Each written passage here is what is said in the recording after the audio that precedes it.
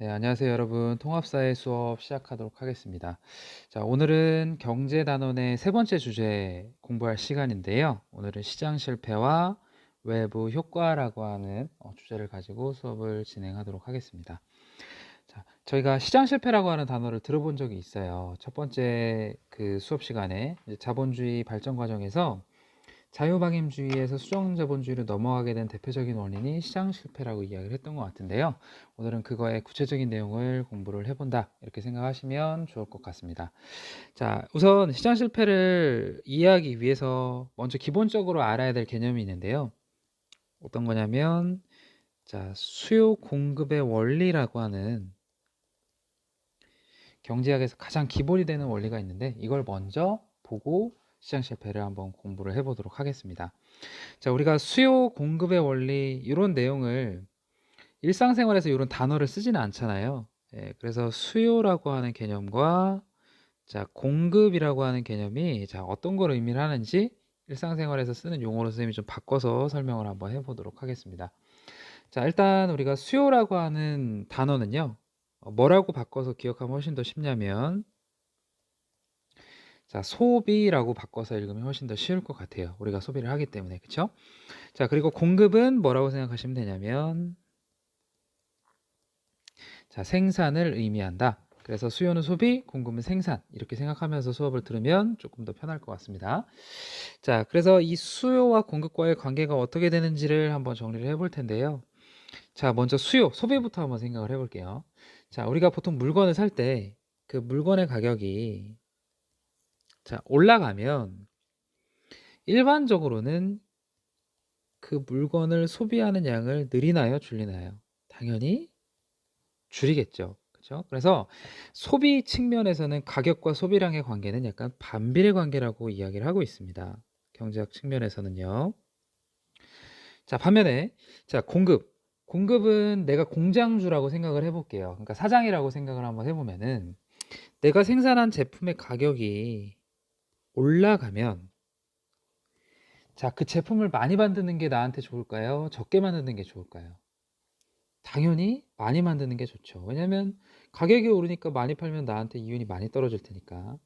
그래서 공급 측면에서는요, 가격이 올라가면 생산량을 일반적으로 많이 만드는 게 일반적입니다. 그러니까 가격과 생산량과의 관계는 자, 비례 관계다, 이렇게 볼 수가 있는 거죠. 자, 근데 자, 요 수요와 공급이라고 하는 요 관계를요, 자, 그래프로 한번 선생님이 표현을 한번 해볼게요. 자, 그래프가 조금 어렵게 느껴질 수도 있겠지만 조금 더 그 지표상에 명확하게 보여주는 음, 느낌이 있기 때문에 이걸 이해하면은 훨씬 더 조금 더 쉽게 이해를 할 수가 있을 거예요. 자, 그래서 그래프로 한번 정리를 해볼 텐데요. 자, 수요 공급 그래프의 X축은 뭘로 구성이 되냐면 우리가 소비하는 양 혹은 생산하는 양, 왜냐면 공장에서 생산한 만큼 소비를 하니까 똑같다고 볼 수가 있겠죠. 그래서 X축은 소비량을 의미를 하는 거고요. 그리고 Y축은 자, 가격을 의미를 합니다. 그럼 당연히 어떤 가격이냐면 시장에서 형성되는 가격을 이야기를 하겠죠. 그래서 소비량을 생산량을 보통 우리는 Q라고 표현을 하고요. 시장 가격을 P라고 보통 표현을 합니다. 자, 그럼 이 그래프에서 자, 수요가 어떻게 나타나고 수요 곡선은 어떻게 나타나고 공급 곡선은 어떻게 나타나는지를 한번 정리를 해볼 텐데요. 자, 아까 수요부터 한번 선생님이 설명을 해볼게요. 자, 수요는 가격이 올라가면 올라갈수록 소비량은 어떻게 되는 거죠? 줄어드는 거죠. 그리고 가격이 떨어지면 떨어질수록 소비량은 늘어나는 게 되겠죠. 그러니까 당연히 수요 곡선은 어떻게 그려질 수밖에 없냐면 자, 이렇게 떨어지는 우하향 곡선이 그려질 수밖에 없겠죠. 그러니까 가격이 올라가면 소비량은 줄고 가격이 떨어지면 소비량은 되니까, 그래서 이거는 수요 곡선이다, 이렇게 표현하겠죠.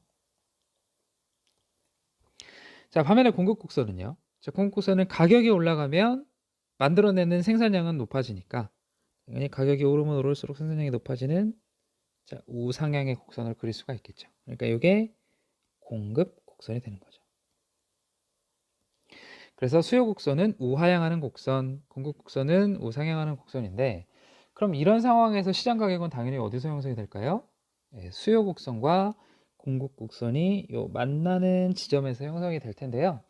자, 이거를 먼저 설명을 하기 전에 이 시장 가격이 결정되는 과정을 선생님이 한번 설명을 한번 해볼게요.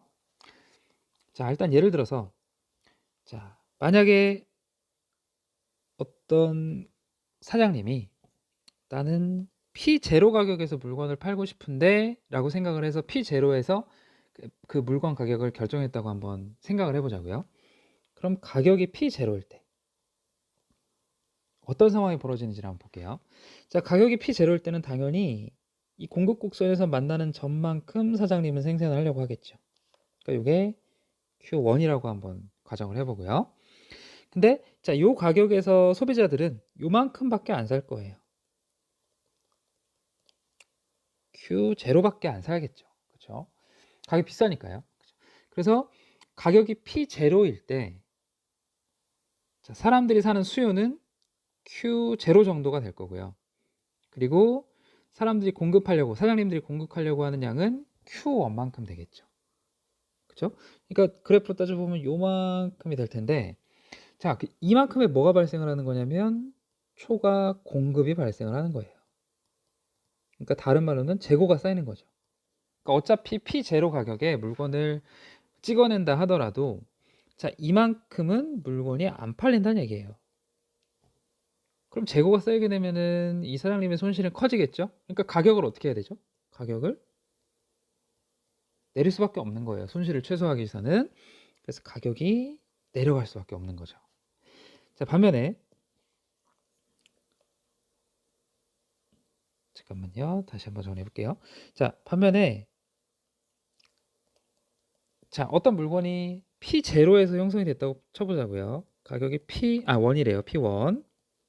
자, 그럼 P1이면 싸죠. 그러니까 물건을 사려고 하는 사람들은 많이 사려고 할까요? 조금 사려고 할까요?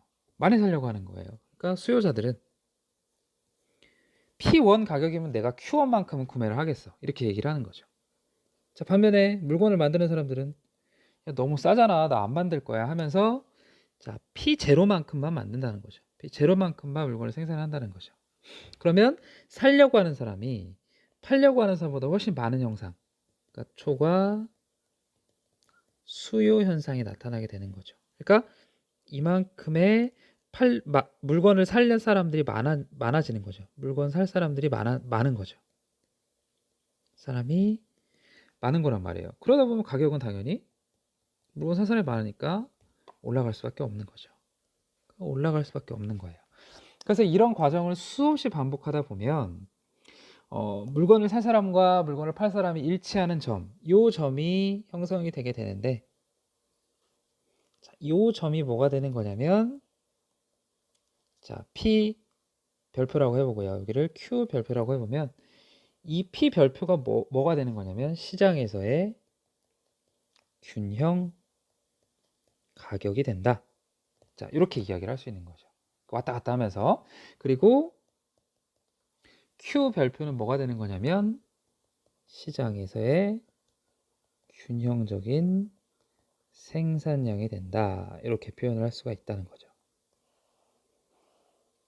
그래서 이 상태가 사회적으로 자원이 최적으로 모든 사람들이 만족하는 배분되는 상태다. 자, 이렇게 표현을 하는 게 수요 공급의 원리라고 생각을 하시면 됩니다.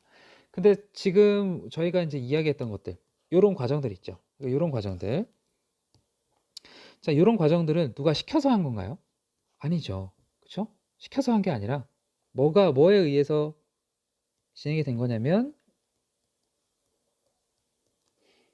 자, 보이지 않는 손의 원리에 의해서 진행이 됐다는 거죠. 가격에 따라서 왔다 갔다 하면서 시장 가격이 결정되는 자, 보이지 않는 손의 원리에 의해서 굉장히 진행된 정상적인 현상이다. 그러니까 시장은 완벽하니까 국가가 개입하면 안 된다. 이게 자유방임주의자들의 입장이었는데 이 자유방임주의자들이 이야기하는 게 수요 공급의 원리라고 생각을 하시면 돼요. 근데 만약에 이렇게 잘 돌아가겠지만 일반적으로는 근데 그 시장에서 자원이 효율적으로 배분되지 않는 상태가 올 수도 있는 거잖아요. 그거를 뭐라고 부른 거냐면 시장 실패다 이렇게 이야기를 한 거라고 생각을 하시면 될 것 같습니다. 자, 그래서 자, 이렇게 자원이 효율적으로 배분되지 않는 시장 실패가 어떤 걸 의미하는지 자, 두 번째 한번 적어 보도록 할게요. 자, 시장 실패 한번 적어 봅시다.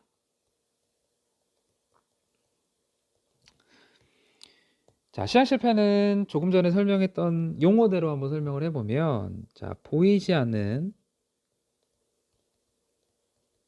수요 공급의 원리가 기능하지 못하는 상황. 자, 요거를 시장 실패라고 생각을 하시면 돼요. 네, 굉장히 쉬운 표현이 될 텐데. 자, 근데 이거를 뭐 정확한 용어로 써줘야 되니까요. 그 의미를 한번 적어 보도록 할게요. 자, 시장 실패는 뭘 의미를 하는 거냐면요. 사회적으로 가장 많은 편익을 가져다주는 최적 수준의 생산량이 자, 실현되지 않는 상태. 자, 요거를 시장 실패다 이렇게 이야기를 합니다. 사회적 최적 수준의 생산량이 실현되지 않은 상태. 자, 그럼 대표적인 사례들이 있겠죠. 이 시장 실패 대표적인 사례. 자, 요거를 잘 기억을 하셔야 돼요. 자, 이 사례는 세 가지입니다. 첫 번째는 공공재라고 하는 개념이 있고요. 그리고 두 번째로는 외부 효과라고 하는 개념. 그리고 마지막으로는 자, 정보의 비대칭성. 자, 이렇게 불리는 개념이 있어요. 자, 요 세 가지 잘 기억을 하셔야 되고요. 자, 오늘은 공공재랑 외부 효과까지만 선생님이 설명을 하고 넘어가도록 하겠습니다. 자, 그럼 공공재부터 한번 설명을 해보도록 할게요. 자, 공공재 같은 경우에는 어떤 걸 이야기를 하는 거냐면요.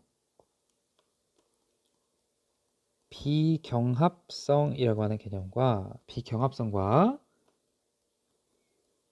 비배제성이라고 불리는 개념이 있는데 자, 이 비경합성과 비배제성의 특성을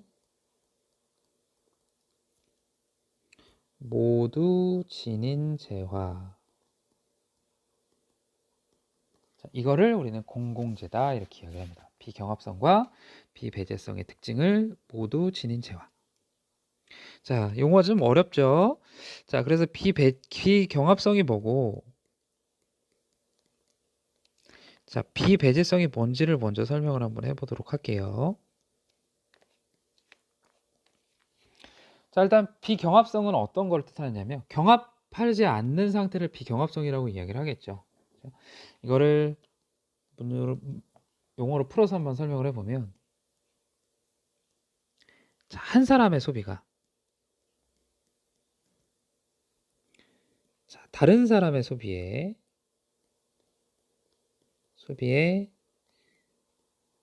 영향을 주지 못하는 성질.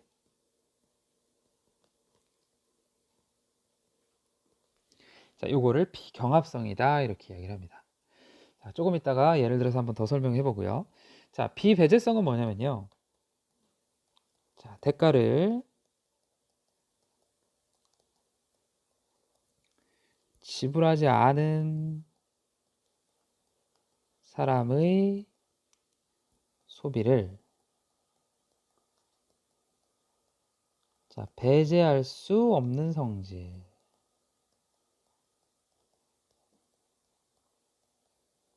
자, 요거를 비배제성이다 이렇게 이야기를 해요.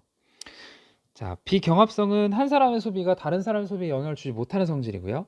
비배제성은 대가를 지불하지 않는 사람의 소비를 배제할 수 없는 성질이래요. 근데 이 두 가지 특성을 모두 지닌 재화가 공공재라는 거죠. 자, 그럼 공공재를 사례를 들어서 한번 얘기를 해볼 텐데 대표적인 사례는 뭐가 있냐면 가로등이 있어요. 그리고 불꽃놀이를 댈 수 있습니다. 무료 불꽃놀이라고 쳐볼게요. 모든 사람들이 볼 수 있는 불꽃놀이. 뭐 서울에서 하는 뭐 여의도 불꽃놀이 같은 거 얘기하는 건데. 자, 가로등부터 한번 볼게요. 자, 가로등. 비경합성이 있을까요, 없을까요? 한 사람이 가로등을 소비를 하면 다른 사람이 그 가로등을 비추는 빛을 받는 게 줄어드나요? 전혀 그렇지 않죠. 한 사람의 소비가 다른 사람의 소비에 영향을 주지 못하는 거죠. 그러니까 비경합성은 있는 거죠. 그렇죠? 비배제성은 대가를 지불하지 않는 사람의 소비를 배제할 수 없다. 자, 가로등 그 불빛 셀 때 돈 내야 되나요? 돈 안 내잖아요. 어떤 사람들이 와도 1000명이 와도 10,000명이 와도 그 사람들을 배제할 수가 없죠. 그러니까 얘는 비배제성을 둘 다 가지고 있는 거죠. 비경합성과 비배제성을. 자, 불꽃놀이 볼게요. 자, 한 사람이 소비하는 게 다른 사람 소비에 영향을 주지 못하나요? 불꽃놀이 이렇게 한 사람이 보면 줄어드나요? 그 불꽃놀이가? 아니죠. 비경합성을 가지고 있고요. 비배제성. 다른 한 사람이 어떤 사람이 불꽃놀이를 보러 왔을 때 그걸 제재할 수 있나요? 막 눈을 막 가린다거나? 그럴 수 없는 거죠. 그렇죠? 그러니까 이것도 비배제성이 있는 거죠.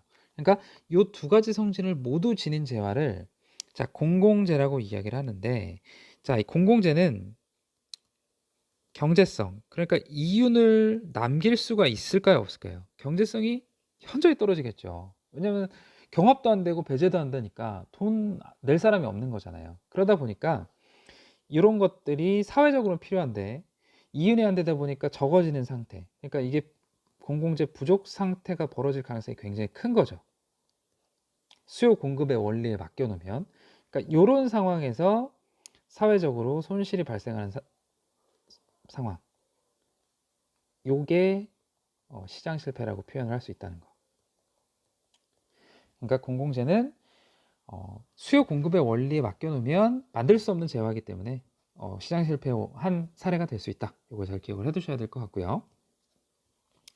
자, 두 번째는 자, 외부 효과라고 하는 개념인데요. 자, 외부 효과는 어떤 개념을 갖고 있냐면 한 경제 주체의 행동이 자, 다른 경제 주체한테 영향을 당연히 줄 수 있잖아요. 그렇죠? 근데 그 영향을 주는 게 두 가지로 나눠볼 수 있는 거예요. 어떤 사람한테 내 행동이 의도치 않은 이익을 줄 수도 있는 거고, 의도치 않은 이익. 반면에 나의 행동이 의도치 않은 손해를 입힐 수도 있는 거잖아요. 그렇죠? 이 두 가지 사례가 다 외부 효과에 해당되는데 우리는 의도치 않은 이익을 뭐라고 부르냐면 외부 경제다 이렇게 부르고요. 그리고 의도치 않은 손해를 입히는 걸 외부 불경제다 이렇게 불러요. 근데 이 의도치 않은 이익을 줬을 때 내가 보상을 못 받는 경우, 이익을 줬음에도 불구하고, 그리고 의도치 않은 손해를 입혔는데도 불구하고 그 대가를 치르지 않은 경우, 이 경우를 외부 경제, 외부 불경제라고 부른다는 거죠. 근데 우리가 얼핏 생각을 해보면 외부 경제는 좋은 거예요, 안 좋은 거예요? 의도치 않은 이익을 주니까 좋다고 느낄 수 있죠. 근데 외부 불경제는 100%안 주는 거잖아요. 그래서 요거는 외부 불경제는 잘 이해를 하는데 자, 외부 경제도 손해가 될 수 있다는 거예요. 사회 전체적으로 보면.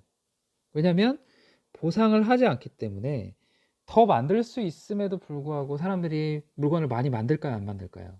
당연히 안 만들겠죠. 그러다 보니까 사회적으로 필요한 양보다 적게 생산되는 과소 생산의 문제가 발생할 수 있다는 점에서 안 좋은 문제라고 볼 수 있는 거고요. 외부 불경제 같은 경우에는 대가를 안 치르니까 사회적으로 필요한 것보다 더 많이 만들겠죠. 그래서 이거는 과대 생산의 문제가 발생할 수도 있기 때문에 자, 둘 다 뭐에 해당되는 거냐면 시장 실패에 해당된다. 이렇게 이야기할 수 있다는 거죠.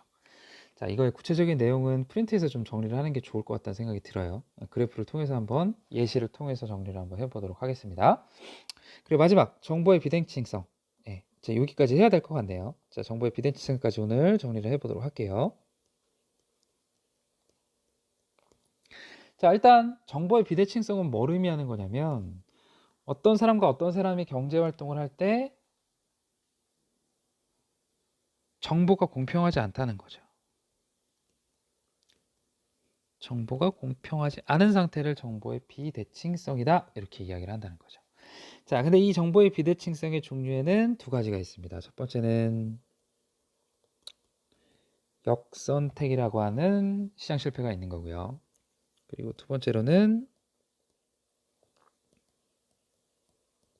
자, 도덕적 해이라고 하는 정보의 비대칭성이 있습니다. 이 두 가지의 특징을 선생님이 정리를 해줄 텐데 지금 요 예시로 기억하는 게 조금 더 쉬울 것 같아요. 자, 일단 역선택은 뭐라고 생각하면 되냐면 이런 거예요.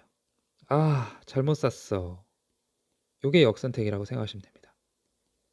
망했어, 이거죠.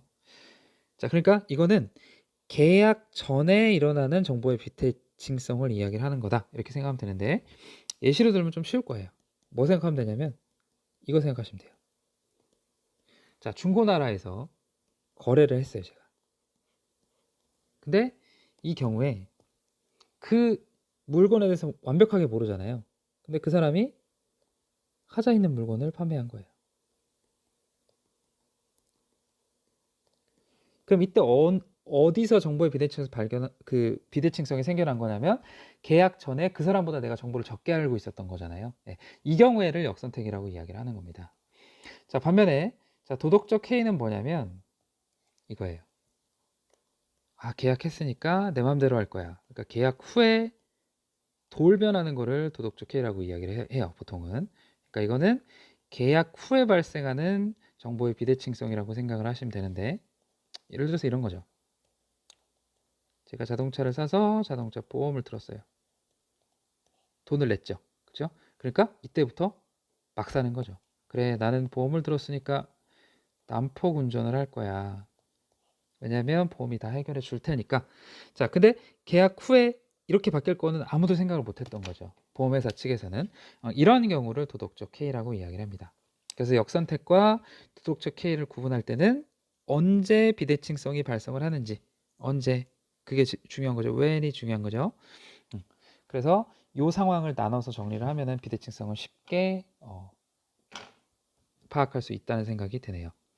자, 그래서 여기까지 선생님이 오늘 내용을 간단하게 정리를 한번 해봤고요. 자, 다음 시간에 2페이지랑 3페이지에서 한번 정리를 해보도록 하겠습니다. 네, 시장 실패와 관련된 필기 잘 정리했었죠? 네, 그 필기와 관련된 프린트 수업 시작하도록 하겠습니다.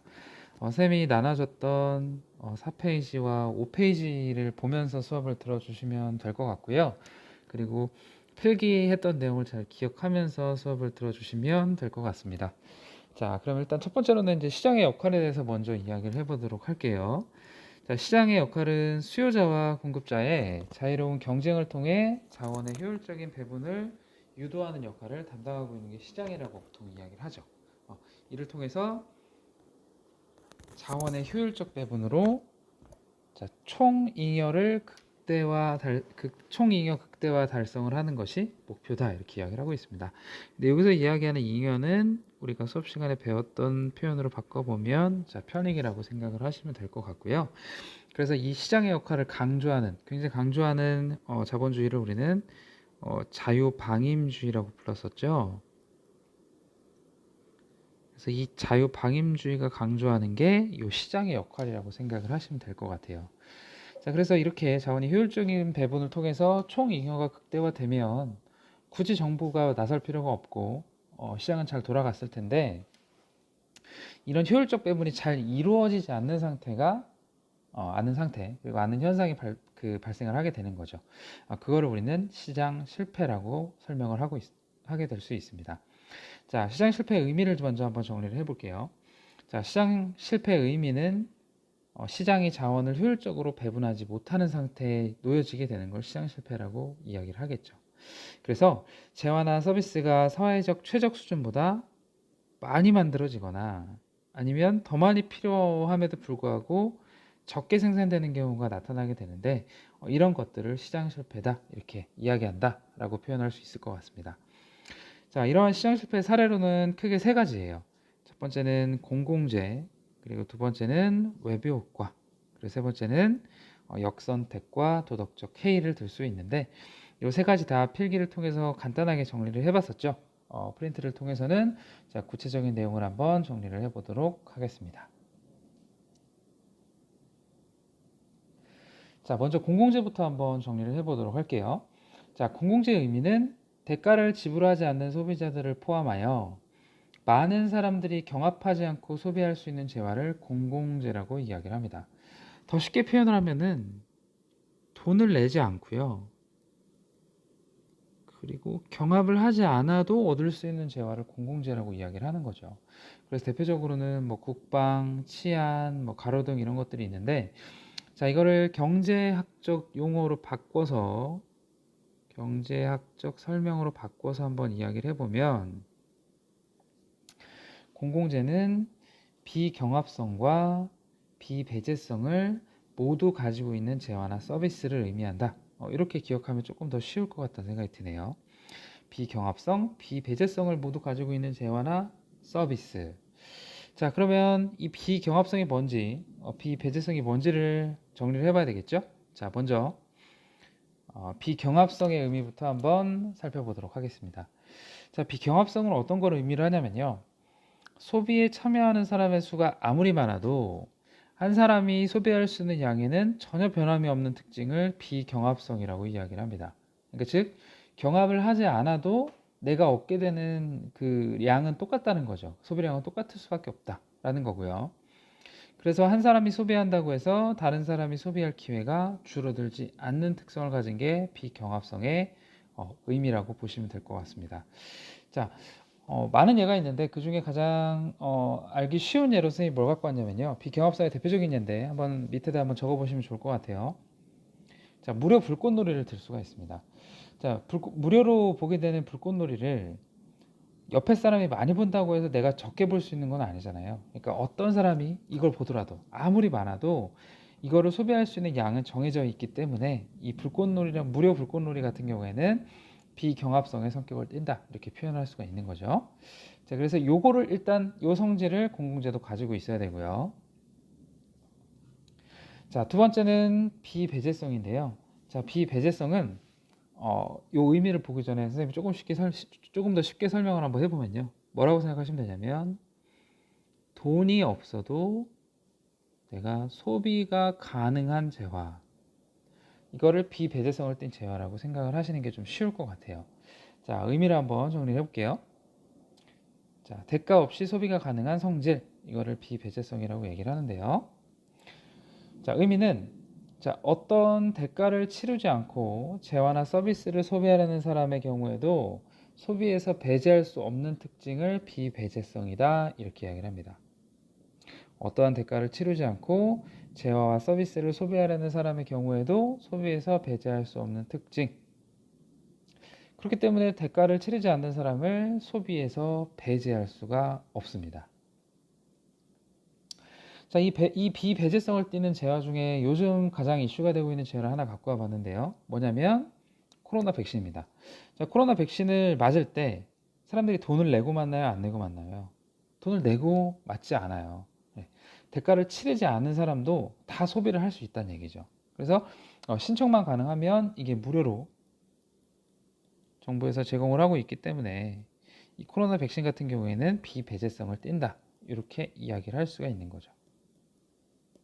그래서 요거 대가 없이 소비가 가능한 성질이라는 표현을 꼭 기억하면서 정리를 해 두셔야 될 것 같아요. 근데 이 두 성질을 모두 가진 재화가 공공재라는 거죠. 근데 자, 이 공공재는 사회에서 그리고 시장에서 부족할 수밖에 없습니다. 그 이유는 딱 하나예요. 뭐냐면 돈이 안 되는 거죠. 그러니까 이걸 만든다고 해서 수익성이 날 수 있는 게 아니라는 거예요. 돈을 못 버는 거죠. 그럼 기업들이 이걸 만들까요, 안 만들까요? 당연히 만들 이유가 전혀 없죠. 자, 그러다 보니까 어떤 일이 발생을 하게 되냐면 이게 부족해지면서 사람들이 무임승차를 하게 되는 문제가 발생을 하게 되는 거죠. 걸을 수가 없기 때문에 많은 사람들이 대가를 지불하지 않고 그 재화를 소비하게 되는 성향이 나타나게 되는 거죠. 그러다 보니까 그 공공재가 부족해질 수밖에 없는 상황이 벌어지게 되는데, 이런 부족 문제, 무임승차자의 문제가 발생할 수밖에 없는 이유는 공공재의 이성질 때문이라고 생각을 하셔야 돼요. 뭐냐면 비배제성 때문인 거죠. 왜냐하면 대가를 지불하지 않고도 내가 소비할 수 있으니까 사람들이 그냥 다 올라타서 그냥 그 재화를 마음껏 소비를 해버리는 거예요. 그러니까 이게 돈이 되면 기업들이 생산을 하겠는데 돈이 안 되니까 생산을 안 해버리는 상황이 벌어지게 되는 겁니다. 그래서 이게 시장 실패의 가장 대표적인 사례가 될 수 있는 거겠죠. 그래서 공공재의 생산을 시장한테만 맡길 경우에는 사회적 최적 수준만큼 절대 생산이 될 수가 없다. 그래서 어떤 문제가 발생을 하냐면 과소 생산의 문제가 발생을 한다는 거죠. 더 많이 만들어내야 사회적 최적 수준만큼 사용하게 될 수 있는 건데 그게 안 된다는 문제가 나오게 된다는 거. 그래서 이걸 보면서 선생님이 뭘 떠올렸었냐면, 선생님이 이제 아기를 데리고 놀이터를 한번 간 적이 있는데, 자, 놀이터가 이런 거예요. 여기 이제 무료 놀이터거든요. 인천에 있는 한 놀이터였는데 물에서 놀 수 있는 놀이터인데, 무료다 보니까 사람들이 이렇게 다 들어오게 되는 거예요. 그러면서 뭐 이거 미끄럼틀 탈 수도 없고 붐비게 되고 막 애들 치여서 울고 막 이런 상황이 벌어지게 되는 거죠. 근데 이런 것들이 공공재 부족 문제와 관련성이 있다고 생각할 수가 있겠죠. 자, 그러면 이거를 해결할 수 있는 방법은 뭘까요? 시장에 맡겨놓으면 될까요, 안 될까요? 당연히 되지 않습니다. 그 이유는 돈이 안 되기 때문에 생산을 안 하니까요. 그럼 누가 생산을 해줘야 되냐면 사회적 공익을 위해서 정부가 주도해서 시장에서 생산되지 않는 공공재를 생산 혹은 공급을 하게 되는 이런 해결 방안이 필요하다는 거죠. 자, 그래서 가로등도 정부에서 놓고 있죠. 그리고 국방, 탱크 이런 거, 탱크를 누가 사겠어요? 그렇죠? 그러니까 정부에서 이런 것들을 공급하고 있는 거고요. 119 같은 경우에도 돈이 안 되니까, 하지만 정말 필요한 거니까 정부에서 공급을 하고 있다, 이렇게 생각을 하시면 될 것 같습니다. 자, 그리고 두 번째로는 이제 그 공공재에서 나오는 이 대표적인 우리가 이야기하는 성질 두 가지가 있었잖아요. 경합성과 배제성, 비배제성, 비경합성. 요 성질에 따라서 네 가지 정도로 재화가 구분이 되게 돼요. 그래서 이 네 가지 재화의 구분을 나눠서 얘네들의 특징을 한번 선생님이 정리를 한번 해보도록 할게요.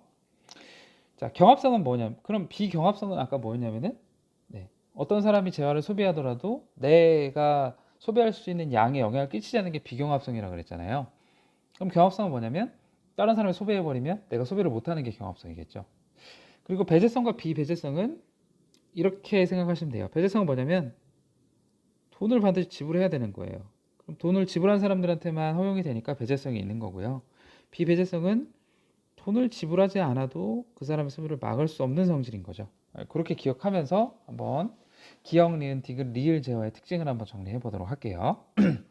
자, 일단 기억부터 봅시다. 자, 기억은 뭐죠? 경합성이 있으면서 배제성도 있는 거예요. 걸을 수도 있고 다른 사람의 소비가 나한테 영향을 끼치기도 하고, 그렇죠? 자, 이 재화를 우리는 뭐라고 부르냐면요, 사적 재화라고 부릅니다. 그러니까 일반적으로 우리가 이야기하는 물건이 여기에 해당된다고 보시면 돼요. 그래서 이게 거의 80% 이상이 되겠죠. 가장 많은 비중을 차지하는 게 사적 재화고요.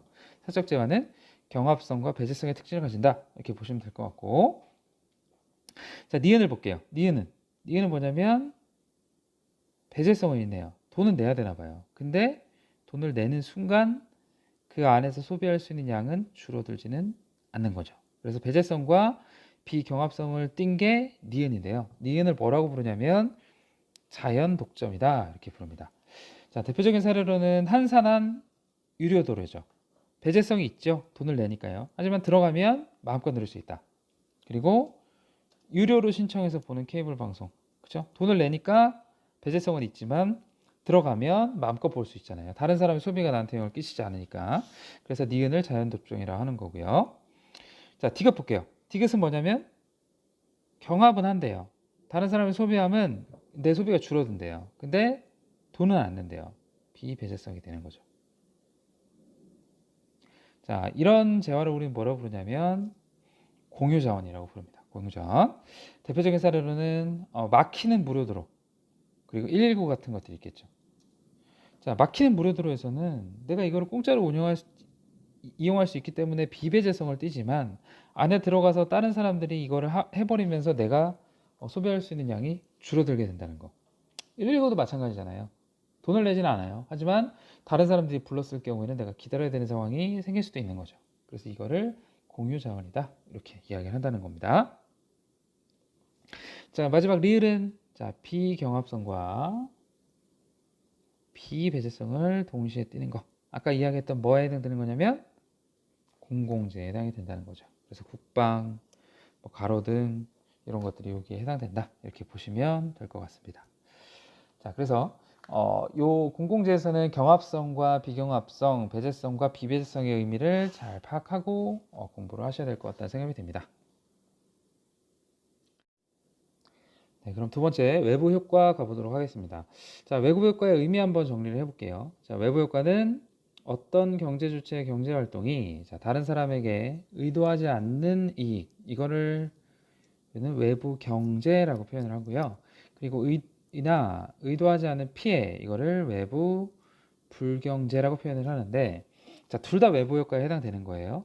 의도하지 않은 이익이나 의도하지 않는 피해를 주면서도 시장을 통해 그에 대한 보상이나 대가가 주어지지 않는 경우를 외부 효과라고 이야기를 합니다. 그러니까 외부 효과의 종류는 두 가지인 거죠. 외부 경제가 있고 외부 불경제가 있다는 거. 그걸 잘 기억하면서 선생님이 외부 경제부터 한번 설명을 해보도록 할게요.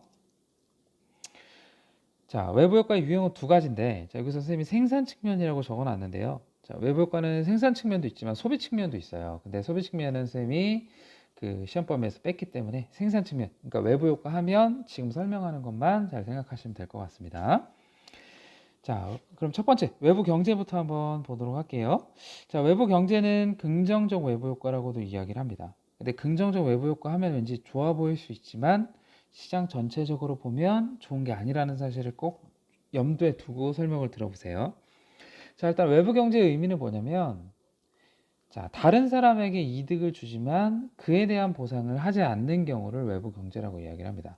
그러니까 어떤 사람의 그 활동이 다른 사람한테 이득은 줘요. 근데 그거에 대한 보상을 못 받는 거예요. 네, 그걸 외부 경제라고 이야기를 하는데, 자, 사례로 한번 들어볼게요. 자, 과수원을 경영하는 사람이 있고요. 양봉업자, 그러니까 그 벌꿀 생산하는 사람 있잖아요. 이 관계를 한번 보면은 양봉업자라는 사람은 과수원 나무의 꿀을 대가 없이 획득을 하고 있죠. 그리고 과수원을 경영하는 사람들은 이 사람한테 어떤 대가도 지급하지 않은 상태에서 이 사람한테 이득을 주고 있는 거죠. 이게 외부 경제라고 생각하시면 돼요. 근데 이게 왜 문제점에 해당이 되냐면, 그러니까 왜 시장 실패에 해당되는 거냐면, 이게 과소 생산의 문제를 발생시키기 때문입니다. 그러니까 사회 전체적으로 봤을 때는 이게 그 양봉업자한테 이득을 주니까 더 많은 생산을 하는 게 좋을 거라는 생각이 드는 거죠. 사회 전체적으로 보면 과소를 더 크게 해야 되는 것이 사회적으로는 되게 좋은 건데 실제적으로는 그렇게 이루어지지 않는다는 거죠. 왜냐하면 그거에 대한 대가를 지급받지 못하고 있기 때문에. 자, 그럼 선생님이 이거를 그래프로 한번 표현을 한번 해볼게요. 자, 그래프가 조금 어렵게 느껴질 수도 있겠지만 이걸 잘 기억을 하셔야 돼요. 자, 선생님이 필기할 때 수요 공급 곡선 이야기를 한번 했었었죠. 그래서 수요 곡선은 뭐냐면 가격이 내려가면 내려갈수록 사고자 하는 욕구가 커지기 때문에 우하향한다 이렇게 이야기를 했었고요. 공급 곡선은 가격이 올라가면 올라갈수록 내 물건이 비싸게 팔는 거니까 생산량을 늘리게 되는, 그러니까 우상향하는 곡선이 펼쳐지게 되는 거고, 그리고 요 수요 곡선이랑 요 공급 곡선이 만나는 여기서 가격과 균형 생산량이 결정된다 이렇게 얘기를 했었잖아요. 자, 근데 이 외부 효과를 이야기할 때는 자, 수요 곡선은 하나예요. 그래서 사회 전체 수요가 하나라는 거를 기억을 해야 되는데, 자, 공급 곡선이 지금 두 개인 거죠. 이 두 개의 의미를 한번 이야기를 한번 해보도록 할게요. 자, 일단 기억부터 한번 이야기를 해볼 텐데, 자, 기억은 선생님이 PS라고 되어 있는데, 자, 요 설명이 여기에 나와 있는 거예요. 자, PS는 뭘 의미하는 거냐면 사적 비용만을 고려한 공급 곡선을 PS라고 불러요. 그러니까 그 과수원을 운영하는 이 사람 있죠? 이 사람의 사적인 비용만을 고려한 공급 곡선이 여기에 해당되는 겁니다. 근데 자, 최적의 사회적 비용을 고려를 해버리면은 자, 사회적으로 봤을 때는 요 공급 곡선, 요 SS라고 적힌 공급 곡선, 요 공급 곡선이 사회적으로 봤을 때 최적의 그 생산량과 가격을 결정하는 공급 곡선이에요. 그래서 사회적으로 보면 요 생산량만큼 생산하는 게 제일 좋은 거예요. 근데 자, 실질적으로 보면 지금 사적 비용을 고려한 공급 곡선에서 생산량이 결정되고 있다는 거죠. 보면 사회적으로 최적 생산량은 QS 요거라는 거죠. 근데 실제로 생산되는 거는 QP인 거예요. 그 이유는 뭘까요? 당연히 그 생산에 대한 정당한 대가를 과수원 업자한테 안 줬기 때문에 굳이 많이 생산할 필요가 없는 거예요. 개인적으로 봤을 때는 손해니까. 그렇죠? 그래서 요만큼이 더 생산이 돼야 사회적으로는 제일 좋은 건데 이만큼이 생산이 되지 못하는 과소 생산의 문제가 발생을 한다. 요거를 외부 경제의 문제점이라고 생각을 하시면 될 것 같습니다. 자, 그러면 해결책은 뭘까요? 해결책은 생산량을 QP에서 QS만큼 늘려버리는 게 그 해결책이 되겠죠. 그러려면 과수원 업자한테 뭘 해줘야 되나요? 그만큼의 대가를 지불해줘야 되는 거죠. 그렇죠? 그러니까 인센티브를 줘야 되는 거죠. 그래서 이거의 해결책으로는 뭐가 있냐면 정부에서 보조금을 지급을 하는 겁니다. 그러니까 사회적 최적 수준의 생산량을 생산할 수 있도록 정부에서 그 과수원업자한테 일정 비용을 보조해 주는 거예요. 내가 돈 줄 테니까 좀 더 해봐. 너 이거 돈 받으면 좋잖아. 이렇게 얘기를 할 수 있다는 거죠. 자, 그렇게 되면은 자, 그래프가 어떻게 바뀌냐면 지금 실제로는 여기서 생산하고 있었죠? 그렇죠? 근데 보조금을 요만큼을 주게 돼요. 요만큼을 주는 거예요, 정부에서. 그러면 과수원업자도 그래, 생산 많이 해야지 하면서 이만큼을 늘리게 되면 그래프가 어디로 이동을 하게 되는 거냐면 이런 식으로 이동을 하게 되는 거죠. 그래서 요 길로 이동을 해서 여기서 만나게 되고, 그래서 QP에서 QS만큼 생산량을 늘릴 수가 있는 거죠. 이만큼의 보조금을 지급함으로써 사회적으로 요구되는 최적의 생산량을 만들게 되는 해결책이 있다는 거죠. 그러니까 그래프가 만약에 보조금을 지급하게 되면 어떻게 이동이 되는 거냐면 기역에서 디귿으로 이동을 하게 된 거죠. 그러니까 새로운 사적 공급 곡선이 생기게 된다. 이러면서 사회적 최적 수준의 생산량을 달성할 수 있다. 자, 이게 해결책이라고 생각을 하시면 될 것 같습니다. 자, 두 번째는 외부 불경제예요. 자, 외부 불경제는 부정적 외부 효과라고 이야기를 하죠. 자, 의미를 정리를 해보면 아까는 이득을 줬잖아요. 이 사람은 피해를 주는 거예요. 다른 사람한테 피해를 주지만 그에 대한 대가를 묻지 않은 경우 발생하는 시장 실패를 외부 불경제라고 이야기를 합니다. 자, 대표적인 사례로는 이거죠. 물고기 양식장을 운영하는 사람이 있고, 자, 공장을 운영하는 사람이 폐수 처리를 하는데, 자, 공장 운영자가 폐수 처리를 하는데 이거에 대한 대가를 물지 않은 상태. 그러니까 뭐 이거 공해로 인한 손해들, 그리고 물고기 양식하면서 물고기가 죽는 이 피해를 이 사람한테 청구하지 않은 상태가 외부 불경제가 되는 거죠. 그 이유는 뭐냐면 만약에 이 폐수 처리를 하라는 뭐 세금을 물린다거나 아니면 이 공해를 거를 수 있는 장치를 만들어라 이렇게 이야기를 한다거나 그렇게 되면 그 사람은 물건을 만드는데 비용이 더 많이 들잖아요. 공장 운영자는. 그러니까 물건을 적게 찍어낼 텐데 이게 없으니까 많이 찍어내 버리는 거죠. 그래서 어떤 생산에 문제가 발생을 하게 되냐면 외부 경제랑 다르게 과잉 생산의 문제가 발생할 수 있다는 거. 이게 외부 불경제의 가장 큰 문제점이라고 볼 수 있을 것 같습니다. 자, 그럼 이것도 그래프로 한번 표현을 해볼게요. 약간은 같은 듯 다르죠. 수요곡선 일단 똑같죠. 그렇죠? 그리고 사적 공급 곡선, 사회적 공급, 최적 공급 곡선 나와 있는 건 똑같은데 뭐가 바뀌었냐면 여기와 여기에 위치가 바뀐 거라고 생각을 하시면 됩니다. 그 이유는 뭐냐면 지금 원래 사회적으로 최적의 사회적 비용을 그러니까 최적의 사회적 비용을 고려한 공급곡선은 요게 돼야 되는 거예요. 그러니까 여기서 만나는 요게 최적 생산량, 이게 사회적으로 필요한 생산량이 돼야 되는 건데 지금은 이 사람이 지불을 하지 않았기 때문에 세금이라든지 그 장치를 설치하지 않았기 때문에 더 많이 찍어내는 상태. 사적 비용만을 고려한 공급곡선 요거만큼이 생산이 되기 시작을 하는 거죠.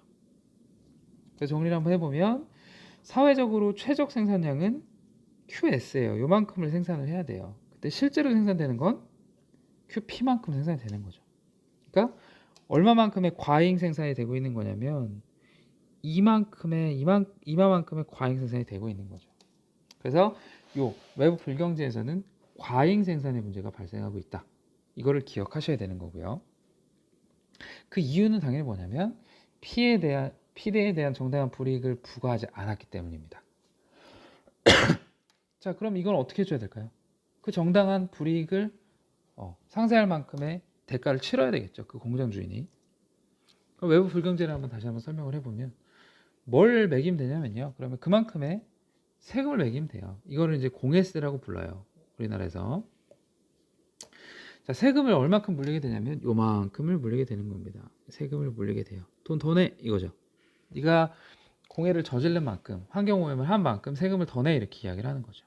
그러면 사회에 끼친 그 비용만큼 조세를 부과해 버리면요. 그래프가 어떻게 되냐면 알았어 그러면서 위로 올라가게 되는 거죠. 이런 식으로 올라가게 되는 거죠.